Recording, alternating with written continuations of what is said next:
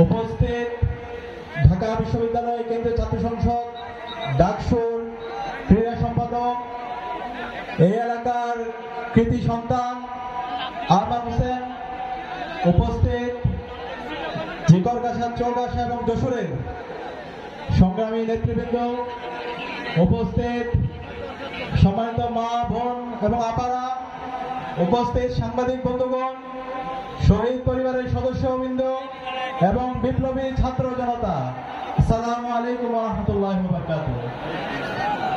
আমরা আল্লাহ পাক সুবহানাহু ওয়া তাআলার শুকরিয়া জ্ঞাপন করছি, যার অশেষ মেহেরবানিতে ফেসিবাদ মুক্ত বাংলাদেশে আজকের জিকরগাছায় ঐতিহাসিক সমাবেশে আমরা উপস্থিত হতে পেরেছি। আলহামদুলিল্লাহ, লাখ লাখ দুরূদ সালাম প্রেরণ করছি বিশ্বমানবতার মুক্তির দূত সরওয়ারে কায়নাত বিশ্বনবী হযরত মুহাম্মদ মুস্তাফা সাল্লাল্লাহু আলাইহি সাল্লামের প্রতি, যার আনিত বিধান প্রতিষ্ঠা করার জন্য আমাদের সব ধরনের কর্ম প্রতিষ্ঠা সাল্লাল্লাহু আলাইহি সাল্লাম।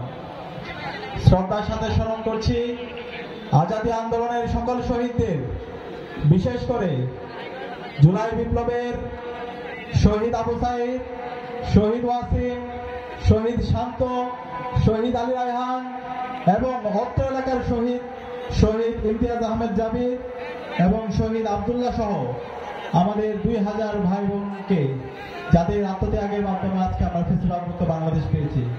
এবং একই সাথে দোয়া করছি সকল গাজী ভাই বোনদের, যারা এখন হাসপাতালের ভিতরে কাতরাচ্ছেন, যারা তাদের চোখ হারিয়েছেন, পা হারিয়েছেন।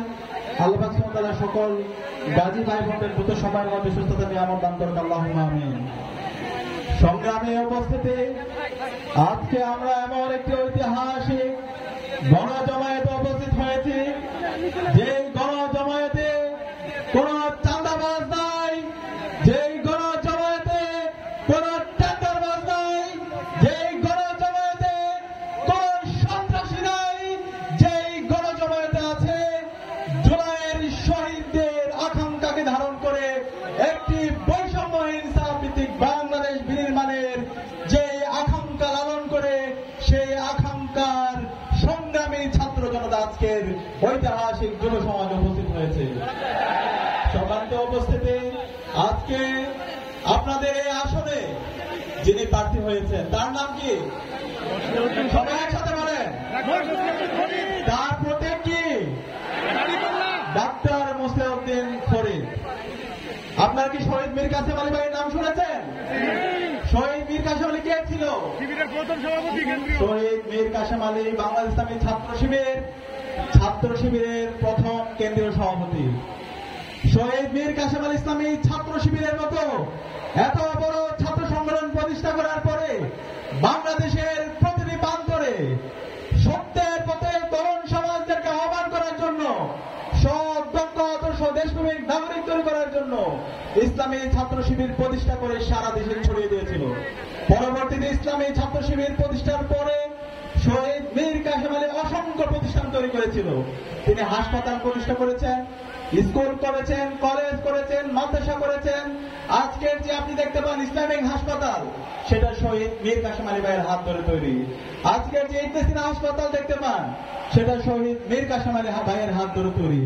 এবং সেই পার্বত্য চট্টগ্রামে যদি আপনি যান, খাগড়াছড়ি, রাঙ্গামাটি, বান্দরবন, সেই প্রত্যন্ত অঞ্চলের যারা উপজাতি আছে তাদেরকে নিয়েও সেখানে তিনি হাসপাতাল প্রতিষ্ঠা করেছেন, স্কুল করেছেন, কলেজ করেছেন, মক্তব করেছেন, কর্মসংস্থান তৈরি করেছেন এবং সারা বিশ্বের মুক্তিকামী ছাত্র জনতার জন্য, আজাদীর জন্য সারা জীবন কাজ করেছেন এবং আধিপত্যবাদের বিরুদ্ধে, আগ্রাসনের বিরুদ্ধে আজীবন কথা বলে গিয়েছেন। খুনি হাসিনা এবং তার দোসররা শহীদ মীর কাসেম আলীকে অন্যায়ভাবে বিভিন্ন ধরনের অভিযোগ দিয়ে বিচারিক হত্যাকাণ্ডের মাধ্যমে শহীদ মীর কাসেম আলীকে শহীদ করে। এই শহীদ মীর কাসেম আলীর উত্তরসূরি হচ্ছে আজকে আপনাদের জিকরগাছা, চৌগাছার যে প্রার্থী হয়েছেন ডক্টর মুসলিউদ্দিন ফরিদ ভাই।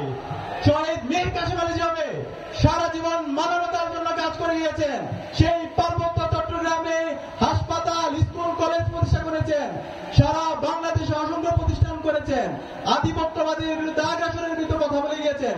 ঠিক একইভাবে ডক্টর মোসলেউদ্দিন ফরিদ ভাই সারা বাংলাদেশে তিনি তরুণদের জন্য সারা জীবন তিনি কাজ করে গিয়েছেন, অসংখ্য প্রতিষ্ঠান করেছেন, স্কুল কলেজ করেছেন এবং আধিপত্যবাদের বিরুদ্ধে আগ্রাসনের বিরুদ্ধে কথা বলেছেন।